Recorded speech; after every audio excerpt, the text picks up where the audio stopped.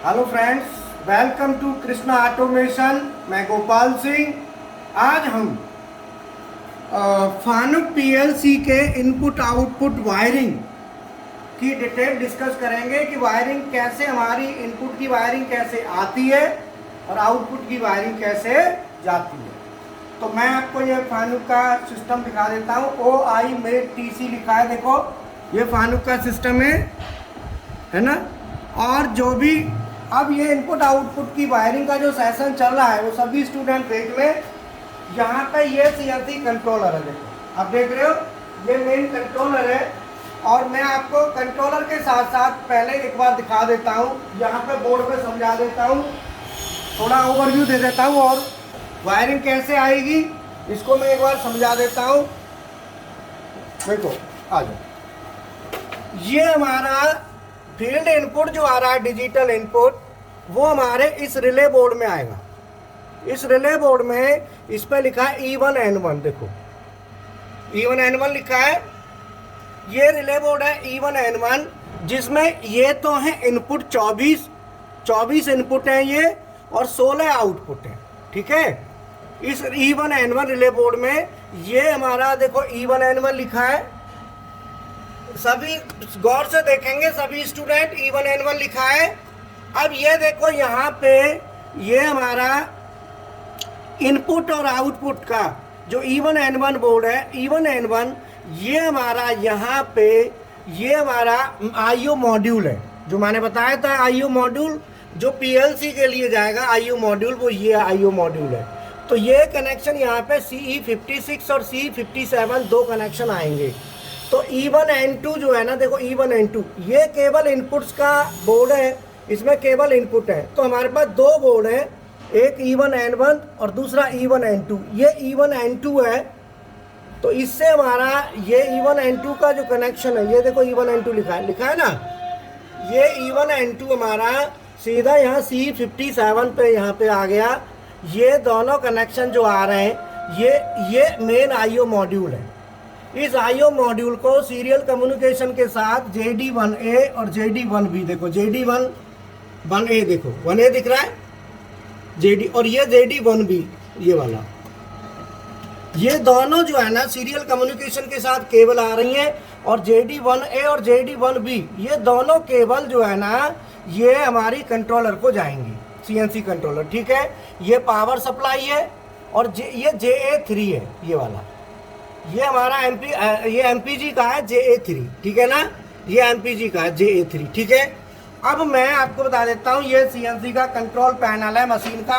इस control panel की पूरी वायरिंग इनपुट आउटपुट की और प्रोग्रामिंग, लैडर डिजाइनिंग, सब कुछ हम कराते हैं, ठीक है ना। तो अब मैं आपको बताता हूँ कैसे कनेक्शन होगा और कैसे आगे। ये देखो, ये हमारा सर्वो मॉड्यूल है, आप देख रहे हैं, ये मॉड्यूल है, आप देखो गौर से, ठीक है। हाँ, अब मैं आपको बाकी आगे जो है ना, 2 SMPS मैंने आपको बताए थे। इधर देखो, 2 SMPS आपको बताए थे पावर सप्लाई के लिए। एक SMPS ये लगा हुआ है और दूसरा SMPS ये लगा है। ये दोनों SMPS है और ये देखो नंबर भी पड़े हुए हैं, देख रहे हो आप, ये इनके नंबर है, ठीक है। और ये दूसरा SMPS है, ठीक है। और ये 250 VA का कंट्रोल ट्रांसफार्मर है, देखो 250 VA लिख रहा है, 250 VA का, ठीक है। तो मैंने आपको बताया था कि SMPS क्यों लगाते हैं और कंट्रोल ट्रांसफार्मर क्यों लगाते हैं।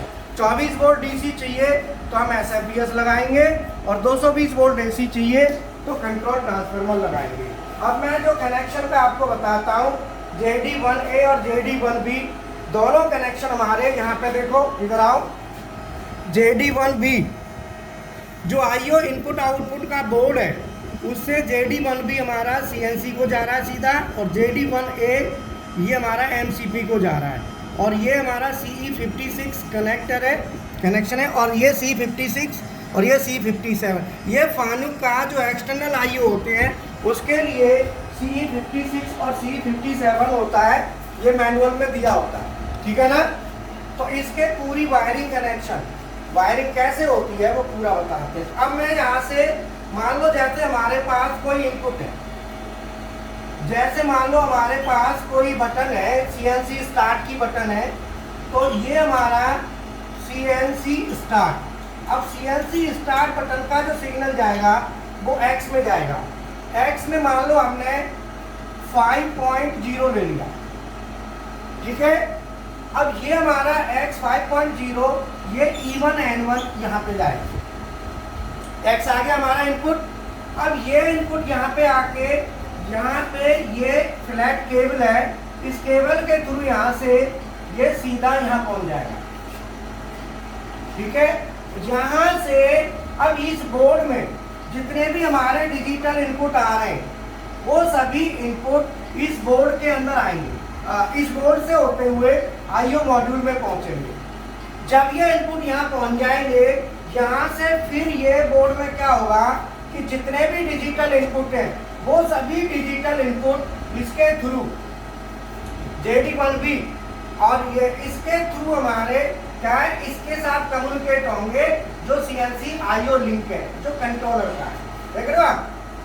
तो मतलब हमारा सीधा है कि यहाँ से X में आया, फील्ड इनपुट आया, ये इनपुट E1 N1 और E1 N2 दोनों में डिजिटल, इसमें भी और इसमें भी दोनों में इनपुट है, क्योंकि इसमें 16 इनपुट है और 24 इनपुट है, 16 आउटपुट है ऊपर वाले में।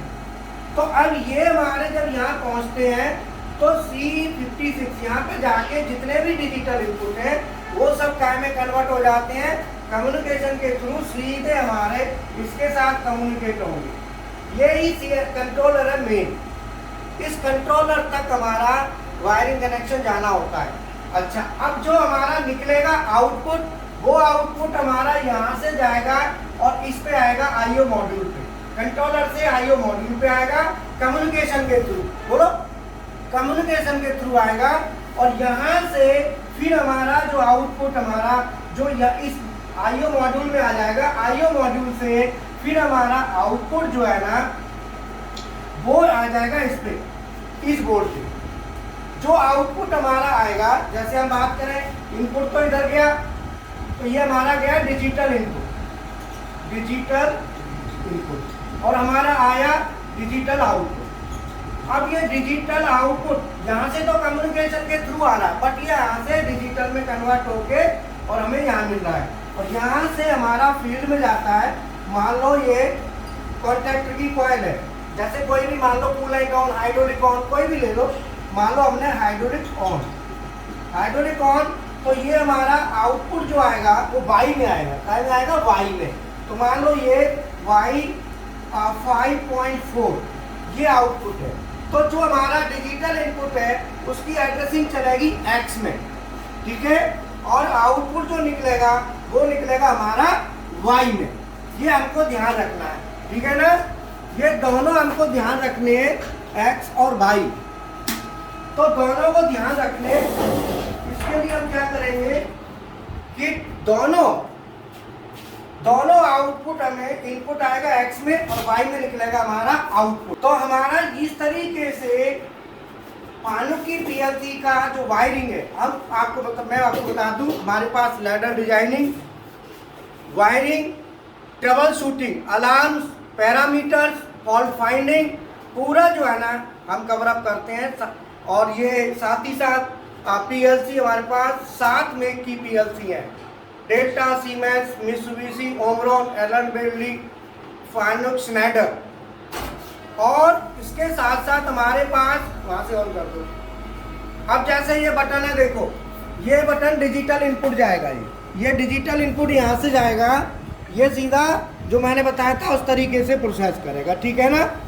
अब यहाँ पे दूसरा क्या है कि पीएलसी प्रोग्रामिंग अगर आप करते हैं तो आपको मात्र 5,000 रुपये देने होंगे। साथ ही साथ 5-7 में की पीएलसी आपको मिल जाएंगी full flash, digital, high speed, analog, सब कुछ। साथ ही साथ HMI, SCADA, BFD, servo, stepper, ये पांचों चीज करते हो तो मात्र 2,000 रुपये और देने होंगे।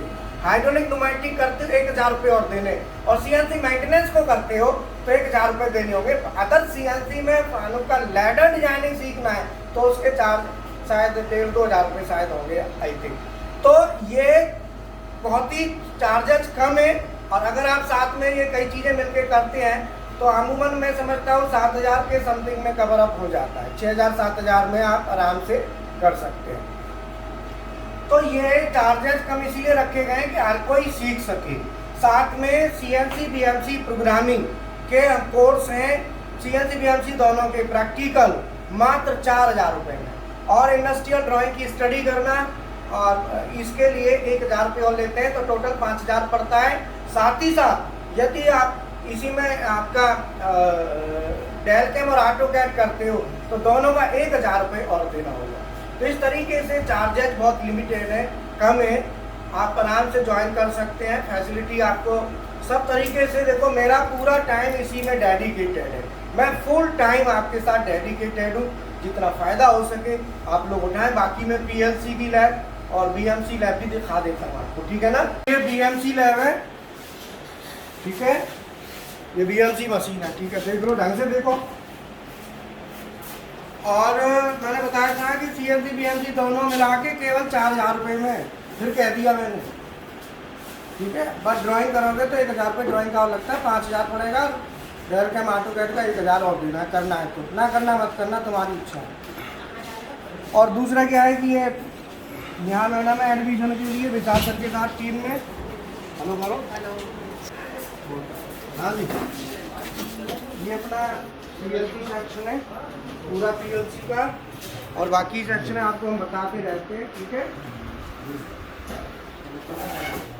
इधर एक बार ले आना